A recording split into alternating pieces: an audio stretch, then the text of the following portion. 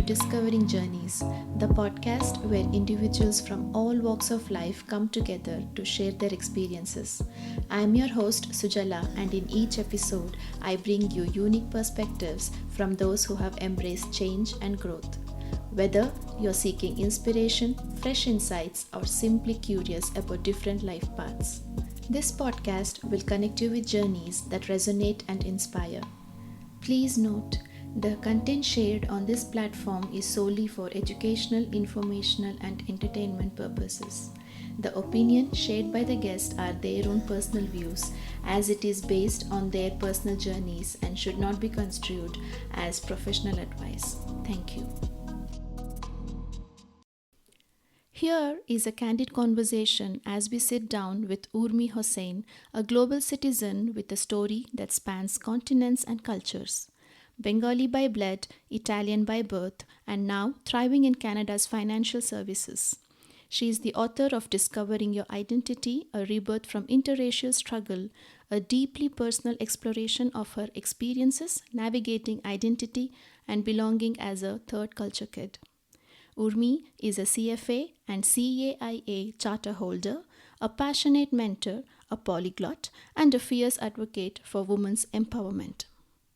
From leading social media efforts at Women in Leadership's Victoria chapter to managing impactful campaigns at Femme Influence, she is making her mark in more than one ways. In this episode, Urmi takes us through her unique journey as a third culture kid, sharing how her multicultural upbringing has shaped her worldview, her work, and her passion for empowering others. Whether you are curious about identity, raising a third culture kid, or finding your place in the world, you won't want to miss this conversation. Let's begin. Hello, Urmi. Welcome to my podcast. Hi, Sajala. Currently, what do you do in Canada? I currently work. I work in the financial sector. I've been in the industry for about 8 years. I love every part of it. And I also have like a lot of passions and hobbies and side projects that I dedicate my time to. So I am like a self-published author, blogger, YouTuber, mentor. So I do a lot of things. I'm a big advocate of women's empowerment. Were you always interested in finances, or at what age did you pick up this keen passion to pursue as your career? I don't know if I don't know if I would say I was always interested in finance. I would definitely say no, I was not. It never crossed my path. Like it never crossed my mind actually. It just happened by chance that I had finance as my minor back in university, and then I did not like my major back in the days. And so then afterwards, what happened is I was like, oh, let me try to change and see if I might like finance. And so that's how I went and switched to the finance major. And I always say it was like love at first sight because I just enjoyed like going to classes, listening to my professors, taking the exams. Like for me, everything came very effortlessly. What's that one aspect that people who are non finance people get it wrong about the finance people career wise? That's a good question. Definitely, what they say is that which okay. Here's the thing: it does not apply to me, but it does apply to a lot of finance students, which is what you have studied is never what you are doing in your at your work. And then the other thing is that every person that is in finance, like every person who's not in finance and sees someone who's in finance, they think they're like super rich just because they're in finance. Mhm. None of it is true. Like none of it is true. Like we get it, like we're good at managing money and stuff like that, but we're not like super rich. We're not millionaires. We're not billionaires. I think this is the wrong conception that people who are non-finance have about us. I think it has stayed for ages, right? Yeah, I don't think it's changing anytime soon either. What about volunteering that you find it very interesting? So for volunteering, I do love giving back to the community. I think there is a sense of fulfillment and satisfaction that you don't get in other ways. Let's take an example, your day-to-day job, right? You do it because it's an obligation. You need it because yes, maybe you like it and stuff like that, but then at the end of the day, you need a paycheck to pay your bills and to survive, to make a living and stuff like that. You choose to do it. It's a choice that you make voluntarily to work towards causes that are close to your heart. And there's a lot of fulfillment that comes with it because you're giving back and helping someone and hoping that you're inspiring other people as well. And so, like when I volunteer and I say that I'm able to help someone, when I say that I'm able to bring a smile to someone's face, like it brings me a lot of joy. I feel like I actually made a change. What are the topics or causes you support? So basically, it's all under the umbrella of women's empowerment. I did many years ago, actually a couple of years ago, I volunteered for an organization that is fighting against child marriages. And so that has been, I think that has been really important for me because in Bangladesh, for instance, there's still like child marriages in other Asian countries too. And so basically, like I volunteer for the organization. I gave my time. I try to educate some of the people. That's one. The other one, it's related again to women's empowerment. And one thing that I do very much is mentoring. And I mentor a lot of girls who want to study finance, want to work in finance. I also mentor people that they just need a general advice when it comes to career, which is not necessarily related to finance. And then I also do a lot of things related to women in leadership. I am part of an organization called Women in Leadership, and it's based in Canada. And basically, I'm the social media lead for this organization, and I basically like try to promote the work that we do. We have like leadership development program. We basically provide the tools to these women who are part of the community to basically advance in their career, to see that to fight like imposter syndrome. We tell them how to create a good LinkedIn profile. We tell them how to, let's say, use the public speaking to best leverage themselves. So basically, like everything that we do is always to educate these people. So I do that with women in leadership. And then the second organization that I am part of, it's called Farm Influence, and it's based in South Africa. And basically even that one, it's also like educating like less privileged communities, where we basically educate them about mental health, clean hygiene, things like that. What makes you be part of so many campaigns and so many things close to your heart? It's just I don't know, it's just a drive I have within me to just give back. I think the fact that I have so many connections to so many women, I think it just fuels me indirectly to do even more. And so that's why I feel like, I'm like, I always feel very motivated, very encouraged to keep going and keep moving forward because I feel like I see the results of my work. So, your parents moved from Bangladesh to Italy. And you were born in which part of Italy? And Sicily. In Sicily. Okay, Siciliana. Yes, exactly. How often did you go back to Bangladesh for a visit during your childhood? So here's the thing. I think I went in total like 4 times. But when I was a kid, like I think I went 2 times and I don't have too much of a memory because I was like way too young. Then I went back when I was, I think, 15 and I have like very good memories. And then the last time I went, I think was when I was 19. So it's been a while now. Like it's been probably 15 years that I have not gone back. Yeah. How would you describe your childhood in terms of cultural influences you have had?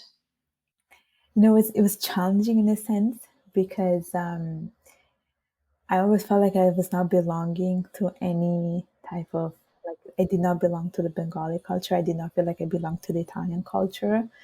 And there was a little bit of a clash, because my parents, they wanted me to be raised like the typical Bengali girl. But then here I am in Italy, which is very like open-minded, it's very Western. And so like let's say when I was with my Italian friends, I was always very self-conscious that, look, I don't look Italian, like by blood, I'm not Italian. But then all of my friends and people I hang out with they were all Italian. But then when I would go back home, even though I knew that I am like Bengali by blood, deep inside I did not even feel like I belonged to that because my mentality was very Western. And so there was like always a clash. There was always a clash. And I was never sure like where do I belong? Where should I belong? That was always a question in my mind. And even now, like now that I've been, much older, like I am in my 30s, like I still don't have a lot of Bengali friends. Like I am part of the community, but it's been like it took a while for me to understand who do I want to represent, what do I want to be. And this is why now, like I feel like a lot after a lot of work, a lot of open dialogues, I finally came to accept myself and accept the diversity, which is the Bengali side and the Italian side. And it was a lot of like inner reflections, conversation with other people that made me reflect that I don't have to choose. I just have to, create my own box, which is the fusion of the two cultures. Because I equally feel I am both. That's how I feel. How was it in your teenage years and above? Because it is just a start. Yeah, so the struggle was basically around those years when I was like 13, 14, 15, especially when you get the peer pressure, when you're like part of your social group, you want to just belong, right? That's when I felt it was the biggest issue the most because like let's say simple things like my friends hanging out with their boyfriends, like I would see them, bringing their boyfriends at home, they would introduce them to their parents and things like that, like for them it was normal to have this kind of conversation, whereas for the South Asian community this is not normal. Like you don't bring a guy at home. First of all, you don't talk about, your first kiss, your first love. Like you never speak about these things. So that was also like it's a cultural thing. Like there's certain things that are taboo for like the Bengali cultures, so during those periods I think I struggled the most because like I feel like I wanted to live the life of a typical teenager, but I never had that kind of life. Like I was always very aware that I have to be careful about what people say if I do certain things that are considered wrong for the community. So I would never like, let's say, go out and hang out with my friends. I would never like have a sleepover, or I would never, let's say, go to, I don't know, to a club, go to the movies. Like I would never do any of those simple things because there was a perception that if you do these things people will start thinking bad about you. So I feel like that was like for me the biggest struggle. And then when I moved to Canada, that was also like a struggle too because people would ask me, "Oh, where are you from?" And I never knew what to answer. Like, do I say I'm Bengali? Do I say I'm Italian? What do I say? And I never wanted to spend like 30 minutes explaining them my history of my, like this is how my parents moved, this is how I was born, this is how I moved to Milan from the south. Like, I never wanted to explain all of these things, but I always ended up explaining the stuff because people could not understand like where my identity was coming from. So it was a struggle when I moved to Canada. How long you have been staying in Canada? It's been 10, 15 years. It's been long. So coming back, was there a situation where you faced or handled a cultural misunderstanding where you had to explain yourself? A cultural misunderstanding. I mean, if this is a thing. Okay, let's talk a little bit about Bangladesh. I think a lot of people always think that if you are Bengali, they automatically assumes you're Indian or Pakistani. But and then even there, I had to like explain the history of like Bangladesh and India and Pakistan. How they were one big countries, and explain the similarities and the differences. And people always assume that, like they just assume that, oh, you're Bengali. Even you even tell them you're Bengali, but then they're like, oh, like there's this girl from India, but I'm like, no, no. It's like it's different. There are different things. Both countries are two distinguished countries. So that was one thing. And then the other thing, when it came from the Italian side, it was very funny. Okay, this one from the Italian side, because basically because I would always tell people that I am Italian Bengali, but I don't think people would realize that some of the things they would tell me, it would also offending me too. So there is like even recently someone asked me, "Oh, are Italian like racist?" And I'm thinking, but you're talking to someone who's Italian, and I would always thinking like, are you not aware that you're asking this person directly to an Italian? And so people like I had to like literally I had to point it out with someone, like you have to be careful about what you're saying because at the end I also consider myself Italian. So if you're saying, "Oh, are Italian considered, are they considered racist?" Then you're pretty much ignoring everything I told you about my identity. So They like picture yeah, Italian means they have to look like this. Indian, they have to Yes. look like this. There is a certain kind of stereotype, I think, but Yeah. now it's getting mixed more and more. So Yeah. And you know what? Things have changed. Like even in Italy, things have changed. Like, you don't have like a lot of Italians.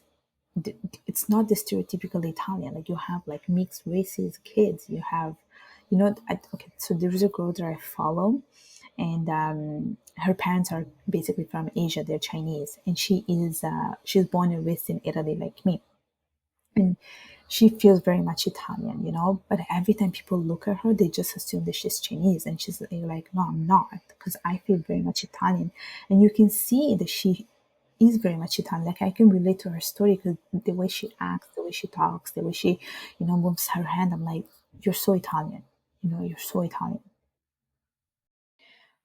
how is it with respect to the languages? So, I when I was at home, like when I was living with my parents, I basically learned how to speak Bengali at home.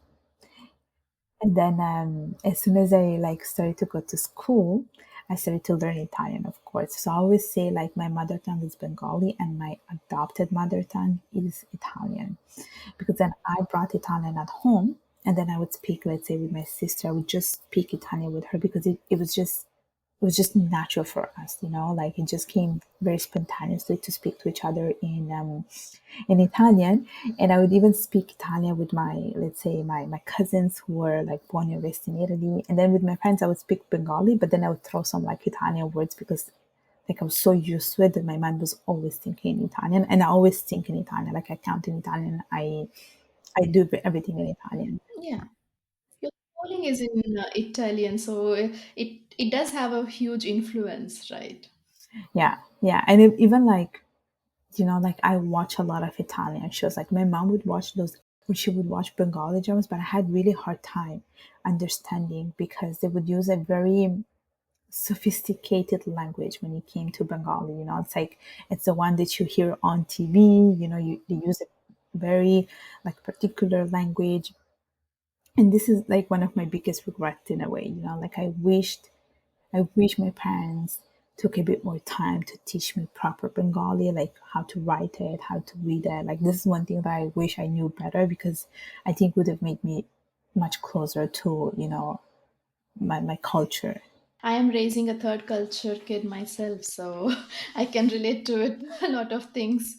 At this point, it is like I tell him to the importance of mother tongue and everything, but he wants to take up English and French more and everything. I'm like, one day you will thank me. It's important. Let me tell you, it's very important what you're doing because, it's an asset. It's just going to be an asset for him, like you can learn, you will of course learn the languages of the places where you're living, but the one that like the language for your parents, you can only learn it from them. There's no other place, and the more you know languages, the more knowledgeable you are, the more equipped you are, the more of an asset you are, the more of a strength it will be for you. Like how many people can say, I can speak this many languages. Like usually, if you live in a certain country, let's say you live in France, you only know how to speak French. Like what are the chances that someone speaks like a second or third language? It just makes you like it's a competitive advantage. That's how I see it. But it is usually comes later, not when they're growing up. So I'm like, it's okay. Eventually, you will thank me, but right now, take a deep breath and continue doing what I'm doing. Yes, yes, exactly. How has being a third culture kid influenced your life, your relationship, your career, your personality? You know what, this word, third culture kid, I only learned it, I think, probably 4 years ago. And that was after having a conversation with someone, and I was telling her how much I struggle with this, identity issue. And then she's like, yeah, you are a third culture kid, like you are, you were raised in so many different countries, and you're raised in a country that is different from your parents' country. And this is where the struggle is coming from. And I always used to think that being a third culture kid was was a bad thing because you did not you technically don't belong anywhere. But then I saw it as like, you know what, it just makes me more of a global person. Like I can go around and tell people I am a global citizen. And I think personality wise, it just made me a bit more, I would say, more open to things, like more welcoming and more accepting to different things. Because I feel like, you know, when you have so many exposure to different like countries and cultures, you start to have an additional, you know, opinion to things. Like you just don't, you don't have just one vision of things, you know, you have multiple vision of different things. And so I feel like in that sense, I feel like I became much more like welcoming, for instance, and accepting. What was your biggest challenge at home? And secondly, uh, outside. At home, it was, you know, like every time I would, let's say, come back from school and go home. Like I feel like I always had to abide by the Bengali rules, you know, like I had to be the traditional Bengali girls, you know, the one that helped in the kitchen, the one that is like obedient, the one that doesn't go out, the one that listens to her parents, the one that doesn't, I don't know, have a boyfriend and things like that. There was a challenge. Then the struggle that I had outside was that when I was like, let's say, hanging out with my Italian friends, I was very much aware that I did not look like that because, like, aesthetically, I don't have blue eyes, I don't have green eyes, you know, I have an olive skin, you know, I don't have blonde hair and stuff like that. And no matter this difference, they always made me feel very welcoming and very accepting. Indeed, they will always tell me you're Italian at the end of the day, you know. And every time they would tell me this, I was like, no, it's not true. Like, I am not. Let's just be honest, I am not.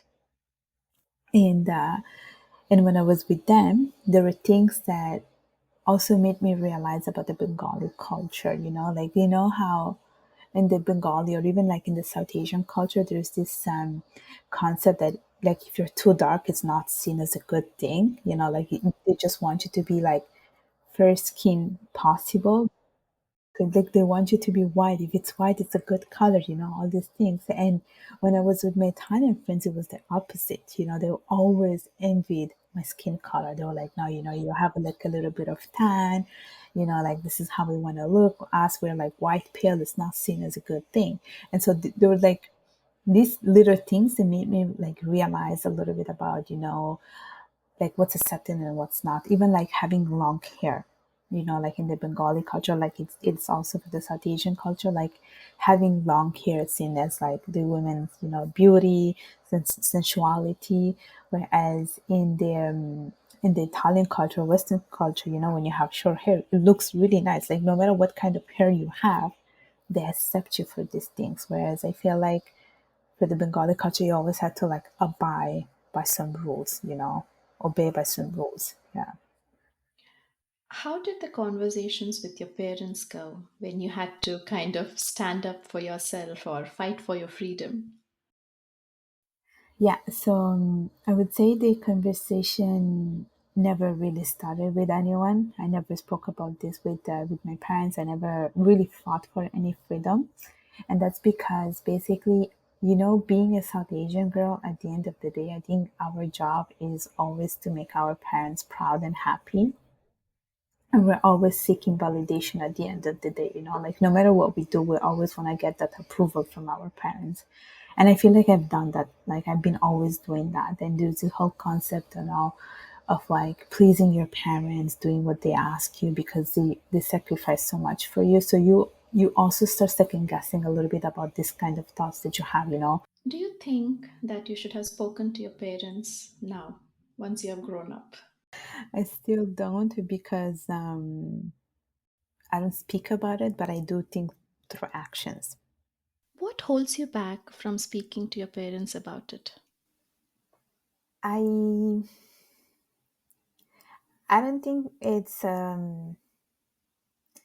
necessary for me to speak out about this to my parents anymore. It's just that I feel like it's always very hard to change someone's thoughts, especially when you have parents coming from a different generation, a generation that is different from the one that you grew in. And I would find it a bit pointless, to the point that, yeah, I can try and, talk about things and make a change. But I also feel like a lot of the time, some parents are very hard to change. They're very much fixated in their generation, in their era, in how things were back in the days. That I think it would be really, really hard to change that. And I think the focus going forward should be just to, change the opinions or how things are viewed for the next generation, I would say. I just made a piece about, the past, and I just let it go, basically. You said that you made peace. I don't think it would have come very easy. No, I don't think it ever comes very easy, especially when it comes to peace. But it's also about, being empathetic to yourself and accepting the reality. I think at the end of the day, like, no matter what you do in life, like, as long as you are being honest to yourself, I think that's what matters the most. I think you also have to be also very respectful about the people around you and not hurt anyone. But I think it always comes down to yourself and what you have chosen to do with your life, I think. Do you think you had to detach a bit, that it's okay to not explain what is your point of view, and then you were able to be okay with this whole dynamics? Yeah, I would say that, you know, detaching yourself, yes. I think it just happened, through actions. And I think it's always safe to, to step back, because sometimes, a lot of the times, some circumstances can be really toxic, and you just want to walk away, put some boundaries, protect yourself, and you automatically, detach yourself. And I think that's okay. That's okay, because I think your sanity comes before everything else. And I think, as a South Asian person, I think it always goes back to, no matter how much you do, you will never be able to satisfy anyone. Like, it's always about, like, it's not enough. Even when it's enough, it's never enough, and there will always going to be, another step for you to make sure that you achieve this enough level. But then, even when you achieve that, it's never okay, you know what I mean? And so, at some point, you just have to let it go, and be like, okay, that's it. I've done more than I could, and you can make everyone happy. That's another thing that I think I have learned as I, grew up, matured, became much older. I learned that, when I was a kid, I used to think that my job was to make everyone happy, fulfill everyone's wishes, make sure that everyone around me, especially your parents, which is something that I would say every single, kid is always trying to fulfill the parents, wishes. And Did they support you in your career? Uh, yes. I mean, I was never told, like, what to do in terms of, like, jobs. Of course, as a South Asian person, there typically you're told to be either a doctor, engineer, or a lawyer. And I remember that, once there was an uncle who said, "Oh, why don't you become a lawyer?" But I was not okay with the idea that he shared, because I think we have to challenge the status quo. There are a lot more opportunities out there, especially when it comes to, art, and things like that unfortunately are not supported. Luckily, I was very lucky, to the point that, whatever I chose was still, like, a good job. Like, I work in finance, and I very much enjoy it. But definitely, the fact that I always wanted to study, and I continue to study, was something that I think, at some point, my parents were a bit, sick and tired of it, because I do very much enjoy studying, but they also felt like that, I think, that's enough. Why do you keep continue studying? And I think, in that sense, I was not supported the way I wanted to be supported. Like, I remember achieving, certifications, and not seeing anyone happy about it. And I was thinking, okay, what, like, it doesn't matter at the end. Like, it doesn't matter how much I do, someone will be unhappy about some of my actions, but I still continue to do the things that I love. Is this what inspired you to write a book, Your Discovering Identity? No, the book was pretty much inspired by another South Asian, author. She lives in Canada as well. She lives in Toronto. So I read her book called The Confessions of a Brown Girl. And I fell in love with this book because it was, as I was reading it, I was thinking, oh my gosh, she's just telling my story. And so I reached out to her and then I said, oh, how did you write your book? And she told me that basically when it came to writing her book, she was just trying a way to basically get out all her thoughts because she was living in a very um, it was a very tough moment for her. Like when you read the book, you will see what she's talking about. And then she said that basically she didn't need to go to a publisher. She just self-published it herself on Amazon. And after I asked her like how you have done all of these things, basically she explained me how she self-published it. I was like, okay, maybe I can also do the same thing. And back in the days, what was happening was that a lot of people were reaching out to me because they wanted to know more about, me being as a third culture kid. And so I was like, you know what, let me just go and write it somewhere. At least I will have it written. And that's how I came with the book, basically. Is advertising or getting the sales is the harder part after you self-publish on Amazon? Yes. Yes. The marketing part is the hardest part. That's why I think, once you have your book out there, you have to find a way to market it as much as possible. Because once you don't market it, like if you don't market or promote your book, no one is going to buy it.